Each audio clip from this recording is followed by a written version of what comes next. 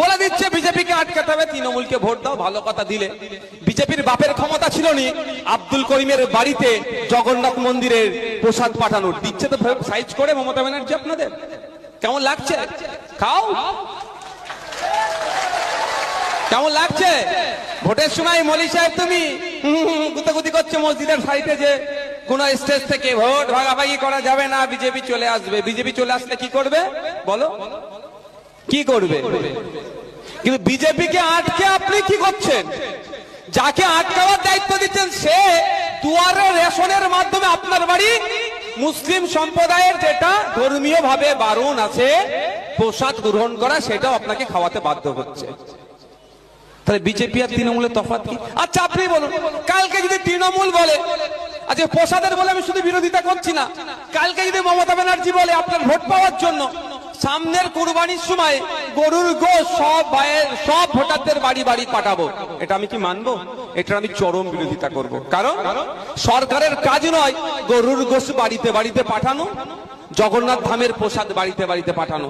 সরকারের কাজ হওয়া দরকার ছিল ওয়ান ফ্যামিলি ওয়ান জব, প্রতিটা বাড়ি থেকে একটা করে সদস্যকে চাকরির ব্যবস্থা করা।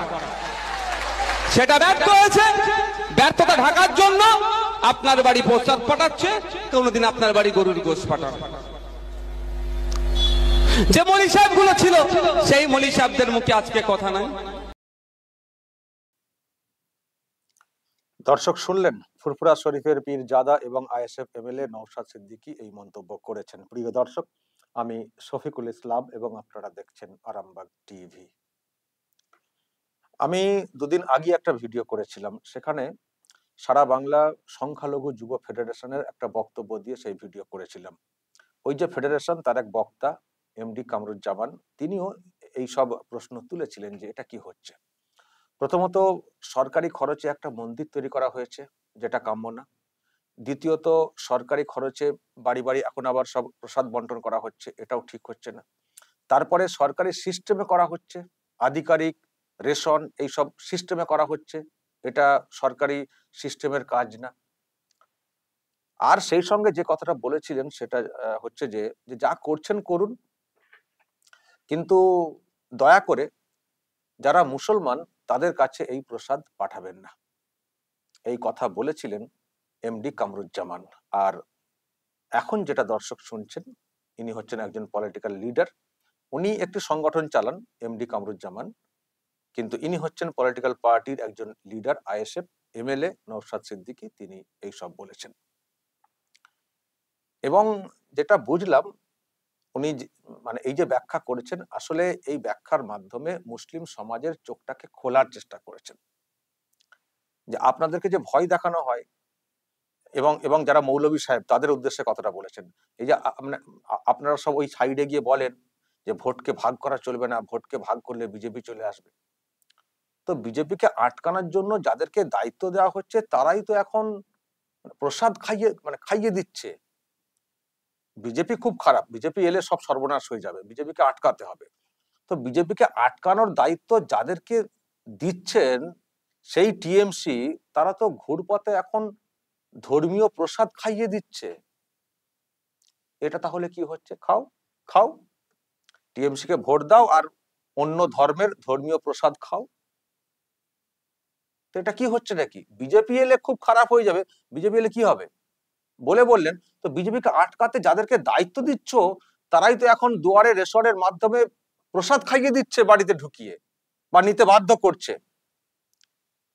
মুসলিম সম্প্রদায়ের যারা আছেন তারা তো একটা বিশ্বাসে চলেন, সব ধর্মের মানুষই এক একটা বিশ্বাসে চলেন, তো তাদের মতোই চলতে দেওয়াটা উচিত। কিন্তু এটা কি হচ্ছে, একে অপরের ঘাড়ে চাপিয়ে দিচ্ছে। দেখুন, এটা কিন্তু সম্প্রীতি না। অনেকে বলে থাকেন সম্প্রীতি, সম্প্রীতি মানে সব ধর্মকে এক কাছে একটা জগা খিচুড়ি বানিয়ে দেওয়া, এটা কিন্তু সম্প্রীতি না। সম্প্রীতি মানে যে যার ধর্ম যে যার মতো করে পালন করবেন, আর অন্য ধর্মকে কেউ আঘাত করবেন না, শ্রদ্ধা করবেন।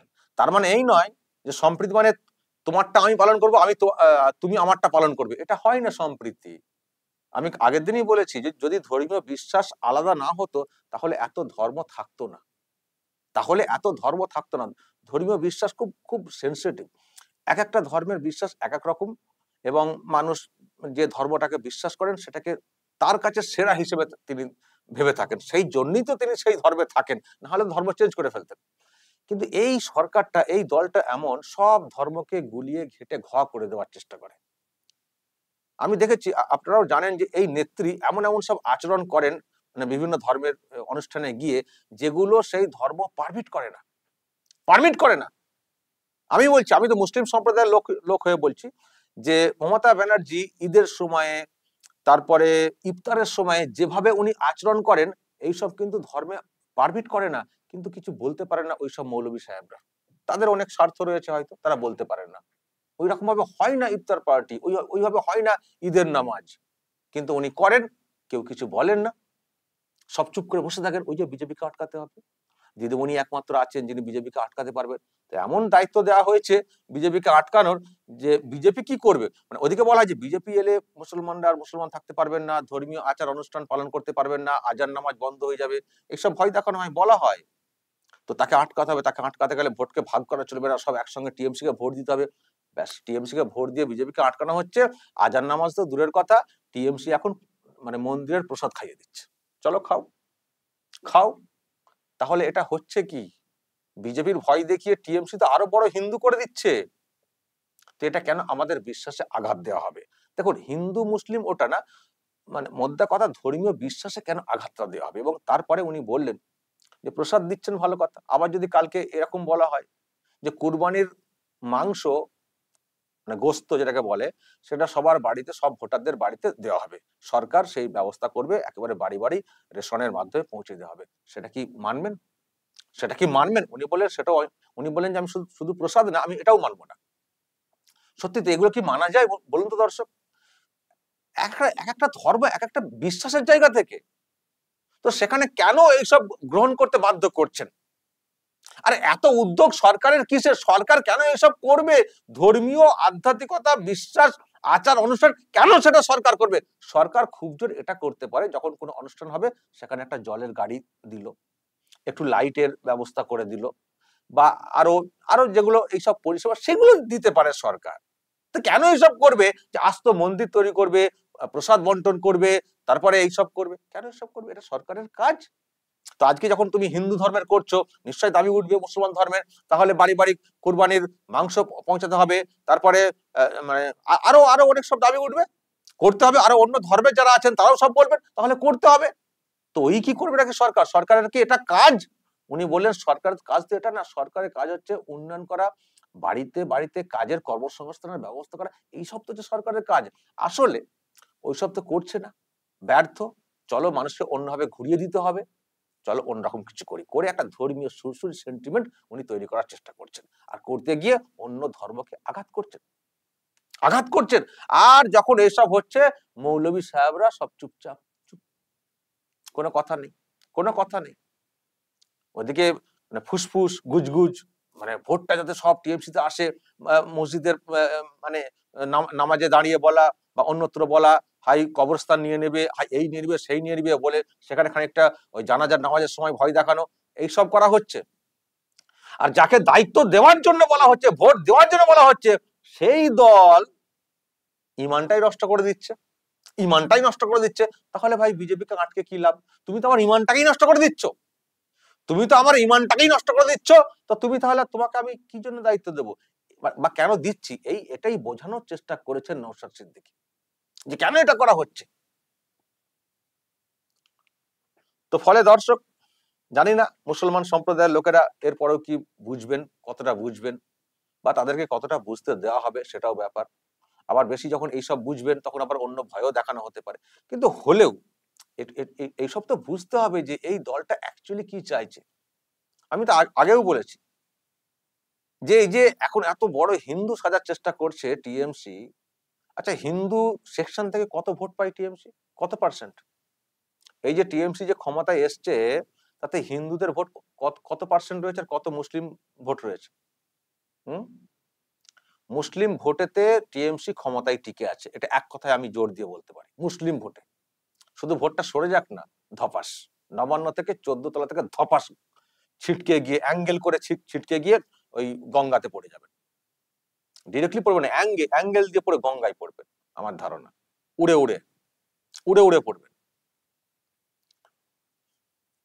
মানে যেখানে পড়বেন, মানে যাই হোক, বিষয়টা হচ্ছে যে যেটা বলছিলাম, হ্যাঁ কত ভোট পেয়েছে, অথচ এটা মুসলিম সমাজের কেন মানুষ বুঝছেন না, কেন প্রশ্ন করছেন না, যদিও ইনারা সব প্রশ্ন তুলছেন, যে তুমি তো ভাই হিন্দু ধর্মের ভোট পাও কত, কত পার্সেন্ট, 5%, 10% ভোট, তো তার জন্য তুমি কত খরচা করছো, কত খরচা করছো, আজ তো মন্দির তৈরি করছো, তারপরে শুধু ওই মন্দির, বিভিন্ন মন্দির খোঁজ নিন না, উনি নিজেই দেখবেন যখন কোনো জায়গায় বক্তব্য রাখেন, দেখবেন উনি নিজেই একটা লিস্ট বলেন, পারলে শুনে নেবেন, আমি পরে একবার পারলে শোনাবো আপনাদেরকে।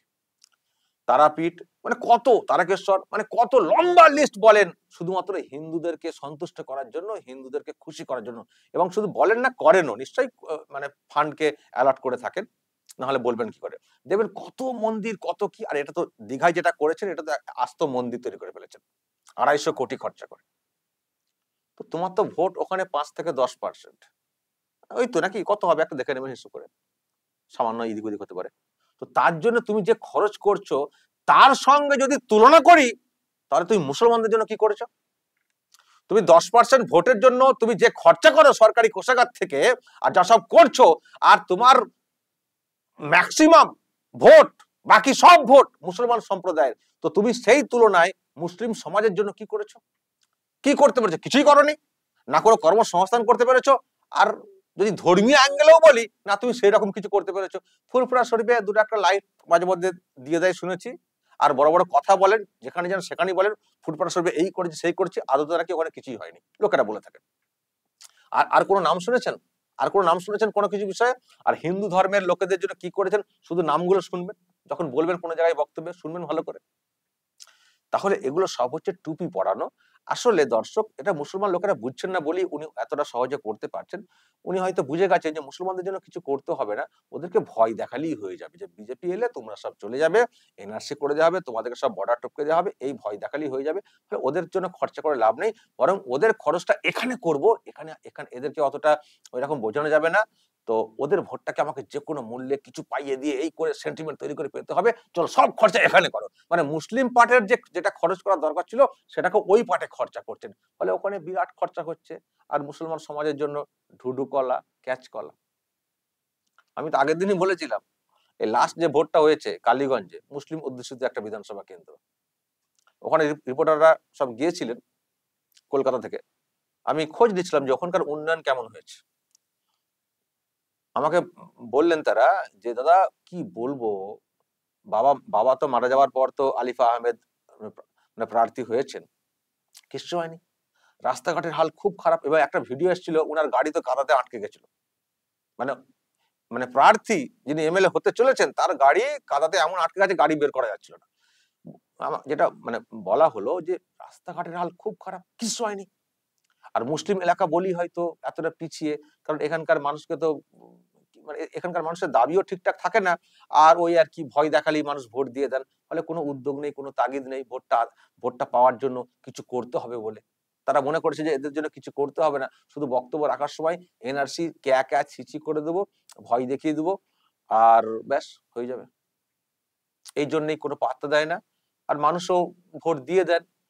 আর যারা দিতে চান না কিছু মানুষ, তাদেরকে আবার কিছু মুসলমান লোকজনদেরকে দিয়ে বম টম মেরে ভয় দেখানো হয়, যেমন এই যে একটা বম মেরে মেরে ফেলা হয়েছে না, যদি অন্য কোনো দলে একটা অংশ, সামান্য অংশ যদি চলে যায়, তাদেরকেও বাগে আনতে অনেক রকম সব মানে ফোর্স করা হয়।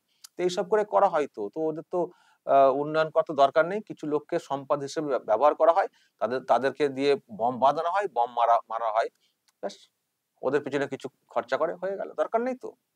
সেই জন্যই ওখানে মানে বেহাল অবস্থা। শুধু ওখানে না, আমি আরো তো জানি তো রে বাবা, মুসলিম এলাকাগুলো দেখবেন দর্শক কত উন্নতি হয়েছে, হয়নি। অথচ এই মুসলিম ভোটের জন্যই সরকারটা টিকে আছে, টিকে আছে। আমি দর্শক যেটা বলতে চাই, আমি নওশাদের মানে খুবই ভক্তই বলতে পারেন ছিলাম, ওর বক্তব্য খুব ভালো লাগতো আমার, খুব ভালো লাগতো।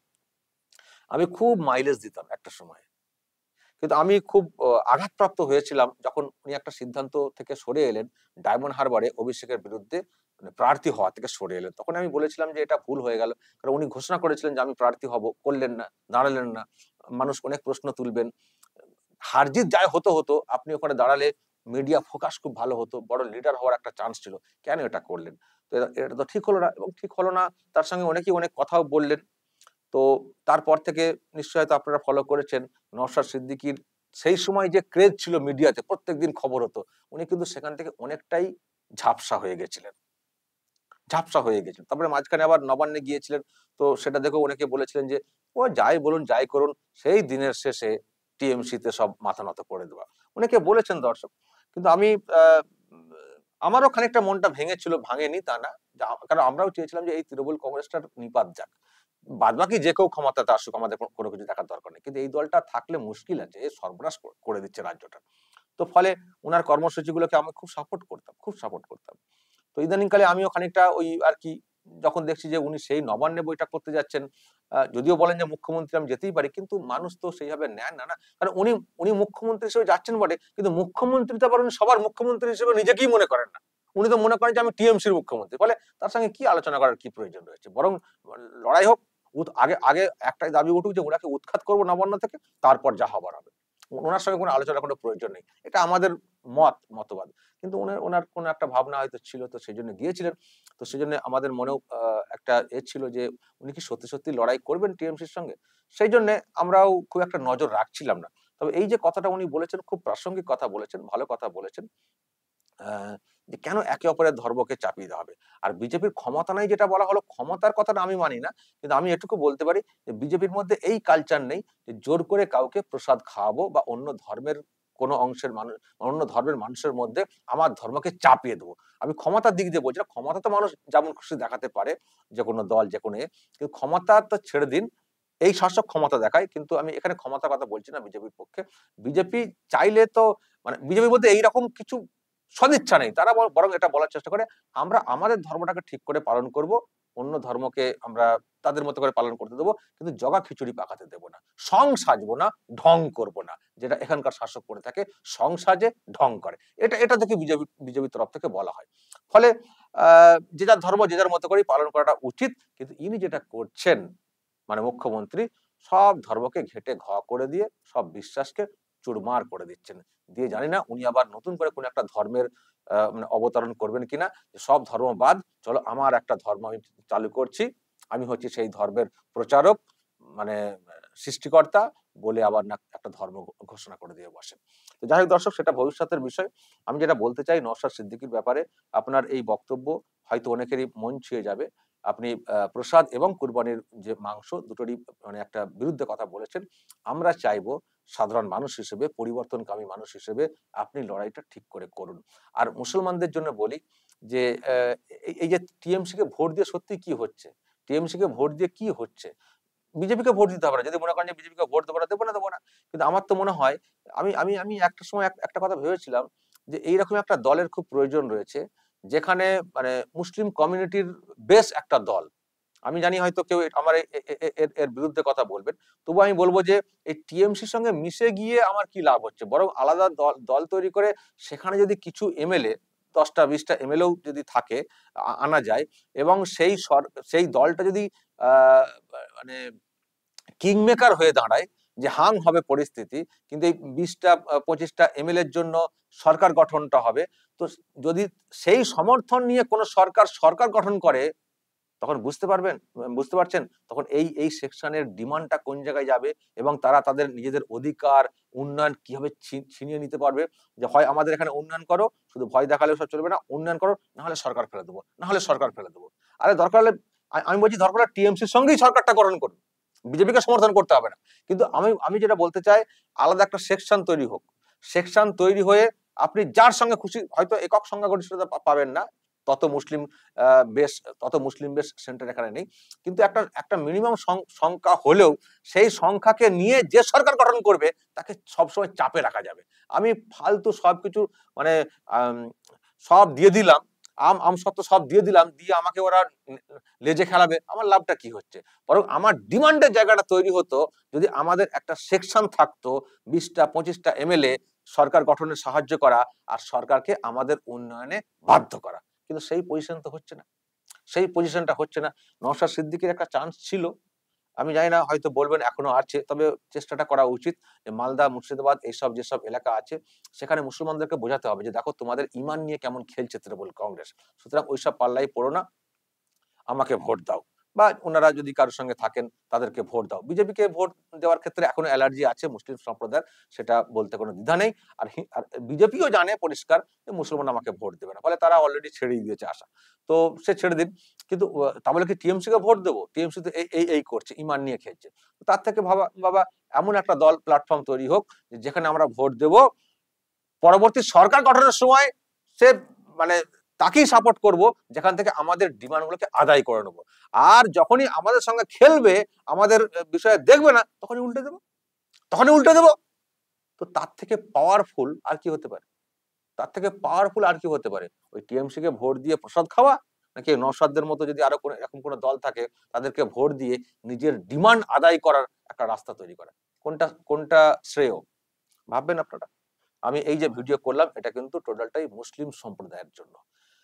দর্শক বলবেন, যদি আপনাদের কিছু বলার থাকে অবশ্যই বলবেন, কমেন্ট বক্সে নজর রাখবেন আরামবাগ টিভিতে।